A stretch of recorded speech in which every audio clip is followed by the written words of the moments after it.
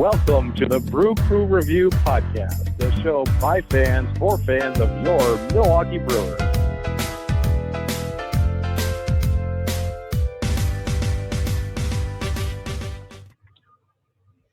Hello and greetings. Welcome back to another edition of the Brew Crew Review Podcast, podcast number 79. I am your host today, Vince Travato, joined here on the set by the great man himself, Mr. Scott Bartell. Scott, how are you today?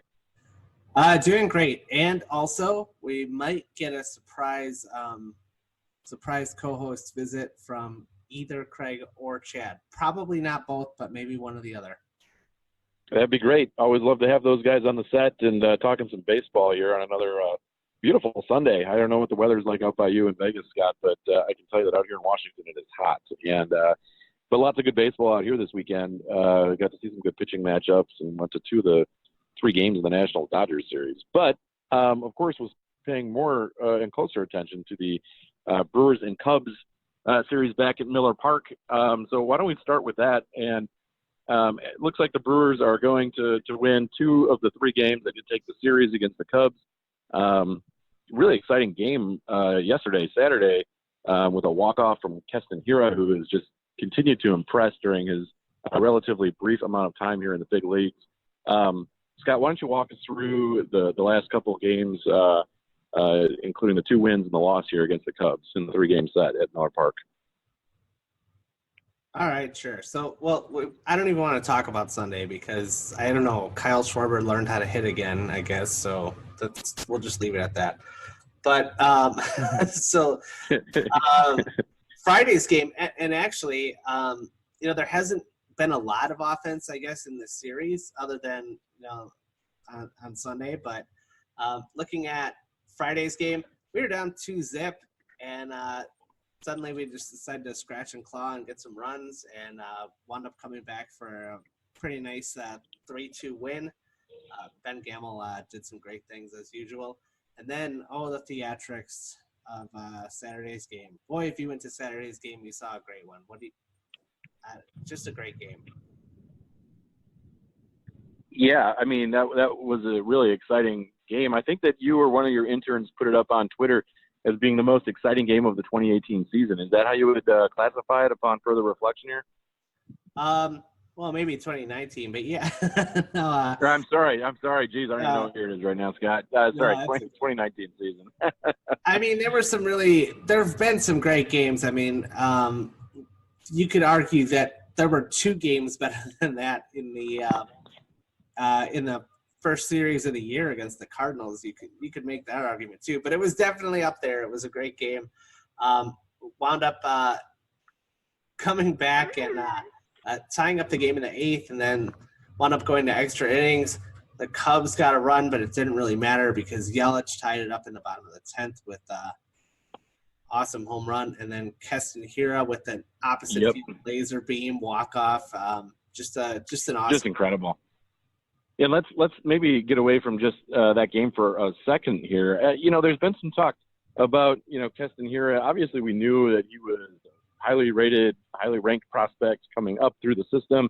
But I mean, his time here in Milwaukee so far has been incredible. Do you think, and maybe you could have the intern look up his numbers here, but do you think that he is a legitimate contender for the National League Rookie of the Year at this point? I know there's been a lot of talk of, and rightfully so, for Fernando Tatis Jr. in San Diego, but do you think that Keston Hiura is in that conversation? I think he's played 34, 35 games now up at the big leagues and been very impressive the entire time. I hate to say it, but I really don't. I just don't think he's going to wind up having enough games under his belt to be able to warrant it. But, I mean, for what it's worth, in the last month, he's hitting 370. So, right. 6 home runs at a 442 on base. And he's actually, in the last month, he's actually just barely out OPSing Christian Yelich. So, just absolutely phenomenal. And also, Vince, I think we might have a special guest here today. Oh, who's on the set? Hello. Is this Craig? Hello. Hey, Craig. Oh, hello. Hey, thanks for joining us, man. Welcome to the Brew Crew Review Podcast. Oh, yeah, thank you. I did hear Scott's question about Keston. whether or not he's rookie of the year candidate, or your question, I guess, Vince. I agree with Scott. He probably doesn't have enough games. Or won't have enough games to really probably be one of the finalists. But perhaps if the Brewers didn't inexplicably send him down for a month, he could be. But I guess they could also be leading the NL Central then if that were the case. So not sure exactly what they were thinking, but time to move forward. So I know the Brewers. Go ahead. I was just going to say I don't think he's going to win it either, unfortunately, unless there's an injury to a top tier guy like a Tatis or something. But I think you guys are right at this point. He just isn't going to get the at bats or the games played. But I think his numbers are actually going to make him at least a little part of that conversation. I think he is going to finish in the top 5 in voting for the rookie of the year. But maybe not. But I would put him in the top 5 for sure in that discussion.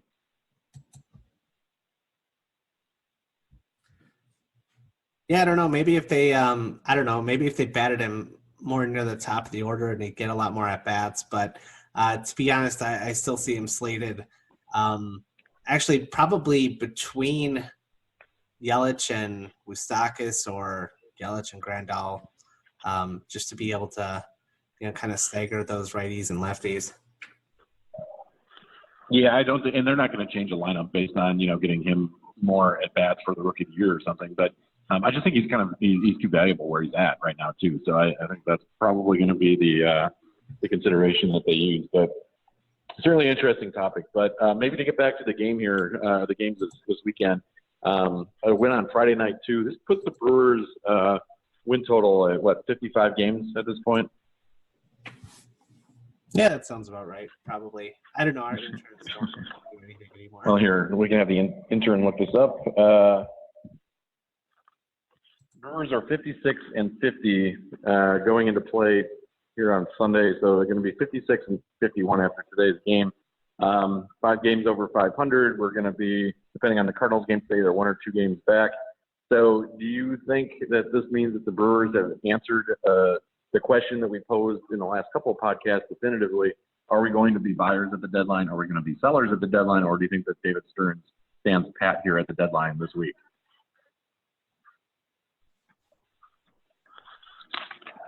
I could definitely tell you what I think, but I guess what I'm guessing is, first of all, at this point, if you're taking Keston here off the table, which I am, unless you're willing to move one of our actual Major League regular starters like Moustakas or Grandal, unless you're looking of doing that, you're probably not going to have, we don't have enough really in the minors to get a top tier target in a trade. So I'm not really sure what options we really have, unless we're looking to maybe take a pending free agent that's pitching okay with a bloated salary and giving up next to nothing. I kind of see something like that.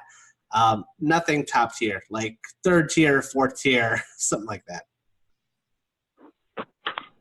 Yeah, I think you may be onto something with that. Although I will just say that David Stearns has proven to be fairly creative in his deadline approaches. The last couple of seasons, especially last year in 2018. I don't know that. I don't know. I don't think we're going to make a ton of moves at the deadline. I think that the injuries, have decimated the starting rotation, obviously. So I think we're going to be forced into getting at least another arm or two for the rotation. Certainly, we could use another bullpen piece. How that plays out, I don't know. So you might be right. Maybe it's going to be a lower tier starting pitcher. I'll also just say generally, I think that the kind of the new format where there's only the one trade deadline and with more teams being in it, I just don't think we're going to see the same level of activity generally around baseball this year that we've seen in seasons past either.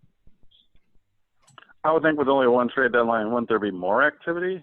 I mean, we debated this on the podcast, a few weeks ago, Craig. I really don't think so. And the reason being, I think that there's more teams that consider themselves to be in it. Teams like the Giants, and maybe they'll end up being sellers anyways this week. But a team like that has kind of played their way back into contention, but I think everyone looks at as being, not really a quality enough team to be in the playoffs. I think that they are a team that here as we sit July 31st, they're still in it, very much so. I think that if the deadline was August 31st, you would see, they would have probably played back to their means a little bit more, and they would have been out of it by that point, and then would have been sellers. But yeah, and I think there's other teams like that too. I think you could say the same for a team like the Angels or maybe even the Rangers, teams like that. So that's just my guess. Obviously, we'll see. This is the first time, so nobody really knows what's going to happen this year. But so far, I think there's at least pretty limited activity. I think there's at least 10 to 12 for sure sellers at this point, even if there's teams on the fringe like the Giants, or even you put the Diamondbacks in there as people that are kind of hanging around the fringes of the playoff race. But I think they have to make that determination in the next 48 plus hours, whether or not they want to move their pieces. But I would think it being a seller's market, so to speak, that those teams would be highly motivated to hold their top players that are available for trade to kind of a king's ransom, so to speak. So you would think that there'd be some activity still. So we shall see. But the answer, Scott, the question that you posed, I kind of stand by what I think I said in the last podcast. I think we'll add a non-difference-making starting pitcher, especially now out of desperation. I mean, if we don't make a trade, I guess I'll quickly ask you guys this. Well, I'll throw it out that I also think that we'll add a nondescript bullpen piece too, and not a difference-making one. So, again, that's not very exciting, but I think that's what's going to happen. There's been some rumors that we might trade Moose or Grandal actually flipping for a starting pitcher. I don't think that would happen. I think that's going to weaken the team overall just to fill a hole. Yep. I think we'd probably just go with internal candidates. So with that being said, we really only have like 2.5 healthy starting pitchers at this point, with Davies has been pretty terrible of late. Chase Anderson, who's very average, I would say, at this point, and somewhat hurt Gio Gonzalez. He hopefully will be back to health, but that's going to be touch and go forward. So you're looking to have 2, possibly 3 rotation spots to fill immediately. I mean, Chastain's going to be out for a while. Woodruff's going to be out for over a month. Yep. Who are, if we go internally, who's even going to take the ball coming up here on our next? I don't even know who's going to take the ball on Tuesday, if that's even been announced. Yeah, I think Jimmy Nelson just made a rehab start in San Antonio, or a rehab appearance. I think it came out of the bullpen, actually. I don't know if he would be a candidate to jump back into the rotation again, but I'd be pretty hesitant to count on Jimmy for much this year. As we've seen, the results weren't there. He's obviously been, the long slog coming back from his pretty devastating injury in 2017. So I don't really think that we could count on him, but I could see him being used in a pinch if need be. I guess we've seen Adrian Hauser make some starts. Not ideal. I think he's, a good pitcher, but one that's definitely better suited for the bullpen, as he's proven when he does make starts. We still have guys in our system like Aaron Wilkerson that we've used in the past, but yeah, none of those are ideal options, obviously. Yeah, I guess this time last year we were looking at, occasionally doing a bullpen game because our bullpen was unbelievably strong. But now that we don't have a strong bullpen, a bullpen game seems kind of like waving the white flag. Right. And it's not the same bullpen as last year, obviously. And then that's exactly right, Scott. I think we're going to have to see some. I guess the one guy that I didn't mention was Shelby Miller, who did just make another start in the minor league. So he's a guy who's got some experience as a starting pitcher. Has had some success, but it was several seasons ago at this point. So he would be another name to throw out there as a possibility. Unfortunately, we had signed Drew Smiley to a minor league contract. They opted out and signed out with the Phillies, and now he's part of their rotation that's battling us for a potential wild card spot. So that's too bad.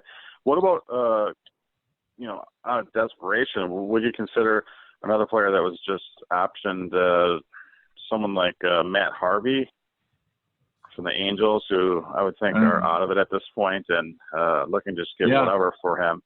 I think they just released him. I don't even think he was DFA'd. I think he was just flat out released a couple days ago, wasn't he? Or did I miss that?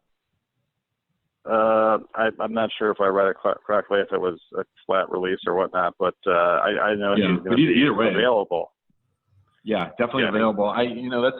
That's a name that we heard a lot last year. It seemed like at the deadline or around this time, he was I think eventually picked up by Cincinnati, and then there was some talk even that after the Reds acquired him, that they might flip him at the August 31st deadline. That didn't happen. He signed with the Angels in the offseason. His results just haven't been there for several years now. There's still always potential that a guy can turn it around. Certainly, it wouldn't take much to sign him. So signing a guy like that for depth never really hurts, in my opinion. I'm of the opinion that you get as many guys like that as you can find, just because maybe one of them ends up working out, or in the event of 2, 3, 4 injuries to your starting rotation, you've at least got a guy who's maybe got a better chance of success in the rotation than somebody else we might throw out there. So yeah, I'd be for signing Matt Harvey at this point. I wouldn't expect much from him. I mean, if he wasn't the purported clubhouse cancer that he may be, I would almost sign him on Monday and start him on Tuesday. Maybe they will. The Brewers are at that point in desperation. They could also make a move on Monday for a player and start whatever player they acquire on Tuesday too. You'll never know, but obviously every game is huge. We got 2 games set in Oakland coming up and 3 games in Wrigley, which is going to be a huge series that we have to win, in my opinion. I don't know, the recap of this last week, I know that Scott and I think we all predict that they'd go 4-2 this week? I'm not sure, but I know I did, and unfortunately we only went 3-3.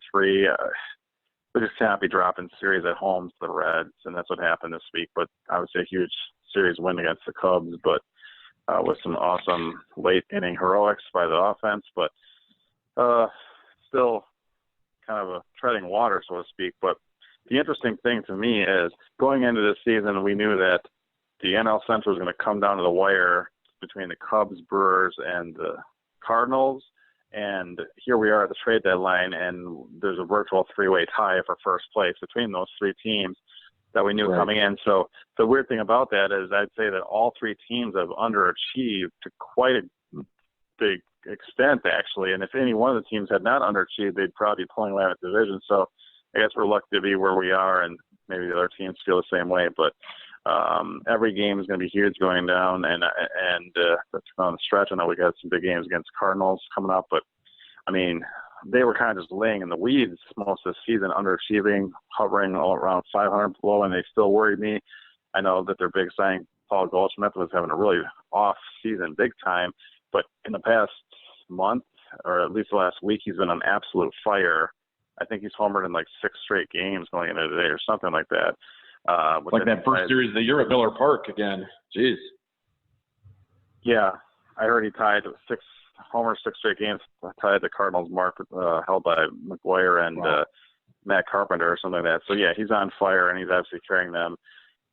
Going this taping, I think they were in first place. So the Brewers have their work cut out for them, but I still think the path to the playoffs still is the best path for the Brewers, obviously, is to win the division as they did last year. I know that some of the teams that are looking really strong, especially Vince's adopted team, the Washington Nationals. I think they took care of business against the Dodgers today, and they're looking real. To me, I feel like they're going to be a strong shoe-in for a wild card spot. So what that really leaves is the 2 teams that don't win the NL Central between the 3 teams I mentioned, obviously, and possibly the Phillies fighting for that last spot for the second wild card. And I really don't think that those teams in the fringe, like the Giants and the Diamondbacks, those teams are really going to make a play. So I think the Brewers are still in pretty good position to be one of a few teams left contending for a couple of open playoff spots. But we really just, our offense seems fine. It's just the pitching, the bullpen, everyone on the pitching staff, period, besides Josh Hader, concerns me at this point. I'm especially concerned with Jeremy Jeffers, and almost think that he should be possibly moved out of the setup role until he gets straightened out also. But I don't know if there's a good candidate in that spot. It might actually already be all year. Jeffers, Jeffers pitched in the 6th today, right? He did, and he gave up a big home run again in today's game against the Cubs. So it was a little deflating. The Brewers had been down, I think it was 7-0 at one point to start off the game, and then ended up coming back and scoring, 3 runs to make it 7-3, and then right away again the next inning. Then in the 6th, the Cubs get their home run off of Jeffers to kind of put the game out of reach at that point. So And it's the timing is bad because we saw him do it in a key situation, as Craig pointed out, against the Reds at home in a game that we were winning, to end up losing the game against a division rival, series and game that we ended up losing. But we've talked about it a number of times on the podcast. He really hasn't been right all year. I mean, you guys remember in spring training he reports and there's arm issues and fatigue, and he had that time at the end of the season last year, even in that game 163 at Wrigley, where he just sort of had some issue and wasn't with the team all of a sudden. There's something going on with Jeffers, and I don't know what it is, but his velocity has been down at times this year. He's dealt with these arm ailments, and his results have just not been the same. His ERA is going to be over 4 now, so it's really not the same Jeremy Jeffers that we saw post a sub-2 ERA last year in a key role coming out of the Brewers bullpen.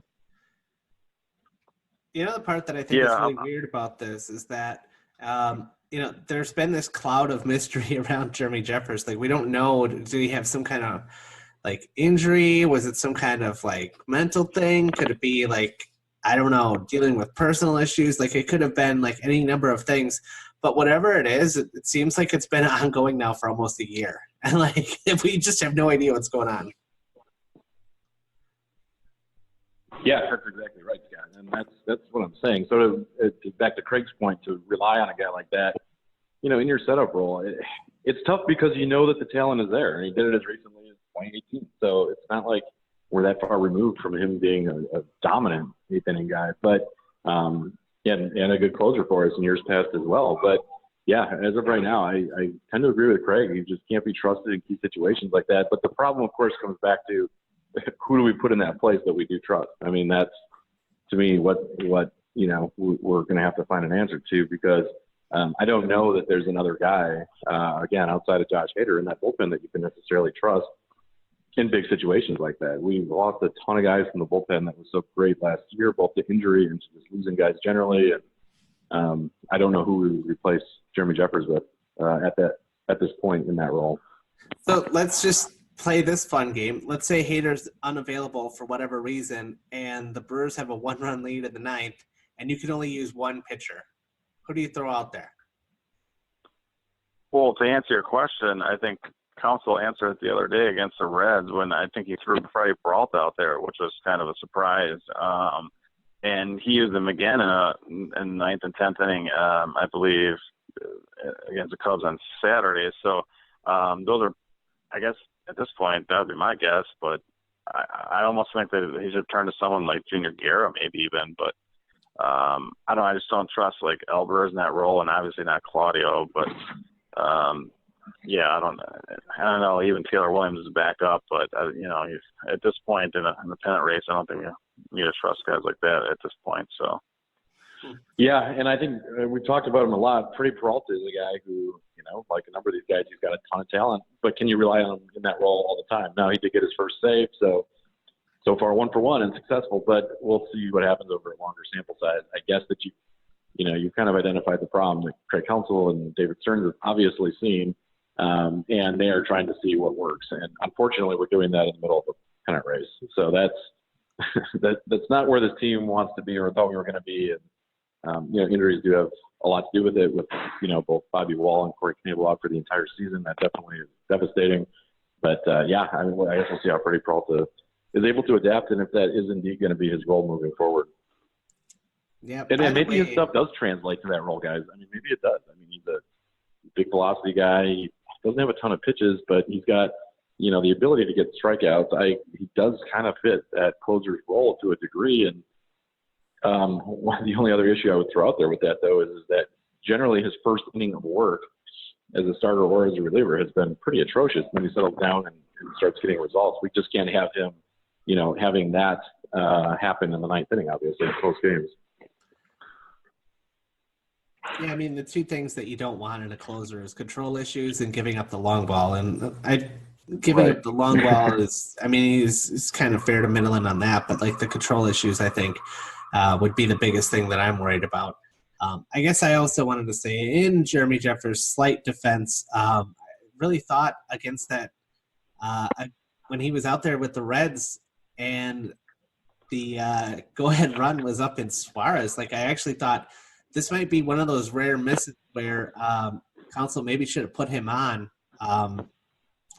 Just didn't. I don't know. I mean, I don't see why you'd face a guy like that. I just remember the guy behind him was kind of trash. So, I mean, you don't want to put the tying run on, but at the same time, like, it seemed like a much better matchup. Have you guys gotten any insight at all from our anonymous source, Tom Carter, about who he might envision going into that 8th inning role if it's not going to be Jeremy Jeffers? Has Tom Carter mentioned that at all to you guys? No, he did say that he didn't want us to say his name. Maybe just like Tom C. or T. Carter, maybe something like that. Okay. But, so not Tom Carter, but Tom C. or T. Carter is fine. Okay, that's fine. Yeah, that's fine. And not both either, because sometimes one of us will say Tom C. and one of us will say T. Carter, and a lot of our listeners are pretty savvy. They can put that together. So he said to try to abstain from that as well. But to answer your question, he said he didn't have faith in any of them. He said whoever it is, he hopes they're not on the roster right now. So. Fair enough, Tom Carter. Wow. So we have back to Freddie Peralta. I've really turned into quite a big fan of Freddie Peralta just because I really believe that he has a really high ceiling and that he could be a potential top of the rotation starter, or as Vince pointed out, he has himself to be a great back of the end of the bullpen arm too. But I also agree with Scott that his current lack of control and command is not ideal. You know, you don't want a closer and that could walk the leadoff hitter, so to speak. So, and he actually did that against the Cubs the other night. So, not a huge fan of him in that role. I'd prefer, if I had two wishes, it would be that Stearns does not sell low, I guess, on Peralta and include him in a non-difference making deal during the trade deadline here. I mean, if it's for Syndergaard or something, then I'll be all for it. But other than that, I really would like him to be kept. And the second wish would be that he is actually transitioned back to starting position role and left in that role to sink or swim, so to speak, because I think that he will eventually swim and be a valuable part of the Brewers' future beyond this season. So I guess those are my two wishes for Freddie P. And but we shall see. I really do think that Stearns will acquire a starting pitcher and a bullpen arm in the next 48 plus hours before the deadline here. I know we tried to make some guesses last time. For some reason, my inclination is that we're going to make a trade with either the Orioles or the Rangers, but again, it's total just speculation.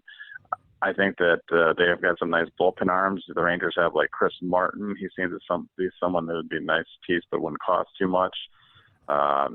The Orioles also have a couple of decent bullpen arms we could target. Even if we get a package deal, and their starters that I'm kind of interested in, I think Stearns would be too, would be, as I mentioned last time, Dylan Bundy or from the Orioles, or Mike Minor from the Rangers. I just feel like his successful season this year is probably up his price more than what we might want to pay. But I know the Brewers had some previous interest in signing or trading for Mike Minor in the past, so I believe he's probably on Stearns' radar. Well, let me ask you guys this then, Craig, as you kind of summarized. But if you could take, any player on any team and add them to the Brewers right now, who would be the one guy? Not saying it has to be realistic, but if you could add one piece right now for the deadline this week, who are you going to target? Well, I think maybe the question should be from a selling team, though, right? Somebody that's available-ish, I can't answer and say Walker Buehler or Max Scherzer or something, right? Yeah, okay. No. Well, obviously, my answer would be Noah Syndergaard. All right. Ideally, I wouldn't want to pay what it's going to cost because apparently there's 16-plus teams that have inquired about possibly acquiring. I'm sure have offered much better packages than that we are able to. I think it would take, if we threw Keston Hiura and Freddie Peralta and like our other top three players in the minor leagues, possibly, we'd probably get them to not hang up on us and possibly even go to the forefront with Keston, but I don't want to do that, and I don't think any Brewer fans do either. So I think we're out on him, but that would be an ideal acquisition. Scotty? I'd say maybe Derek Johnson, pitching coach. No, I mean, when you're looking at arms, I think Thor is probably the guy, but I just don't. I don't think that we have the prospects to be able to do anything like that. I mean, after that, I don't know. I mean, I actually heard briefly that the Diamondbacks were shopping Robbie Ray, and he's so cheap that I just he's not getting paid anything yet. So I don't even know if that's possible. So I would throw those two out on my, I guess, wish list. Yeah, no, I agree with you guys on a lot of what you said. Just to throw out a new name that we haven't talked about, I've always like Marcus Stroman. I think that much like the example that you cited, we probably don't have what it's going to take to get him. He's obviously, being actively shopped by Toronto, it looks like. But there are many other teams that are interested, teams like the Yankees and even heard San Diego and others in the last few days. So not saying it's realistic, but I've always liked Stroman. I think he's got that bulldog mentality on the mound. He does pitch to contact a little bit more than many other ace caliber pitchers, but I like him a lot. I think that his stuff would play well as a Brewer. But yeah, I'm not saying that that's likely either. Oh, one more name. Just because of the antics today, that somebody that they might be looking to move again, possibly Trevor Bauer. Apparently he was mad that he gave up some runs today, and they came out to pull him, and he just took the baseball and threw it over the center field fence. I mean, yeah, in terms of the antics, although the Indians are a game back in Minnesota at this point, they've been playing great the last, 5-6 weeks. Yeah, that Bauer's another guy. He's got a ton of talent, but the other issues, maybe kind of like what happened with Matt Harvey. I don't know if he's a bad clubhouse guy, but certainly he's very active on social media. He's been in literal fights with fans on social media, stuff like the baseball today. I mean, part of that's just from him being a competitor maybe, but a lot of it's just, I think a lot for some fans to stomach as well. But you never know. You just never know. But it's not very typical for a team that's a game back to, start trading their best pitchers either. Here's my take on Trevor Bauer. He's a great starting pitcher, terrible rapper, and a less than decent human being. So there you go. I'll pass on him. There you go. Okay. We could probably get Chris Archer for next to nothing. Yeah. The least popular bobblehead in Pittsburgh this year, Chris Archer bobblehead day. Yeah. The ERA would certainly fit right in with our current staff, though. Yeah. Yeah. Well, absolutely. Hey, so we only have about a minute and a half left, so I did actually just want to say that right now we just did one of our fun polls on Twitter, and they were saying that if the Brewers stood pat at the trade deadline, where do Brewer fans see them finishing? At 24% still said we're going to win the division, and 40% said we're still going to make the playoffs. They might be looking through colored glasses there. That's 64% that say we're going to make the playoffs. 36% say we're going to be left out. So, all right, good optimism from Brewer fans, and just wanted to throw out a thank you again to all of our listeners here on the podcast or followers on Twitter. You can give us a follow at Brew Crew Review 1. Continue to email us your questions. We'll try to get to them on our next episode. Brew Crew Review Podcasts with an S at gmail.com. And Scott, do you want to remind people where they can get the podcast? Although I guess if they're listening to the podcast, they probably already have it. Yeah, they'll figure it out. Or they already did, actually. 3 games, really quick, just throw out a number because we only have 30 seconds. We got 6 games, 3 against at Oakland, and then 3 at Cubbies, I think, next week, right? Only 2 against Oakland. 2 in Oakland, 3 at the Cubs. What? We'll say 4-2. 4-2 overall. What? No, it's 3-2 is what I'll say. We got to win 2 or 3 against Cubs. Split the series in Oakland. Scotty? I hate to say it, but I'm going to say 2-4 with the injury woes. Right. Again, we only have 5 games, guys, but I think. Yeah. In Oakland. Well, on that note, our expert analysis will continue on our next podcast. Thanks again for listening, Brewer fans. In the meantime, remember to stay classy and go Brewers. Go Brewers. Go Make Brewers. a deal. Dun, dun, dun, dun.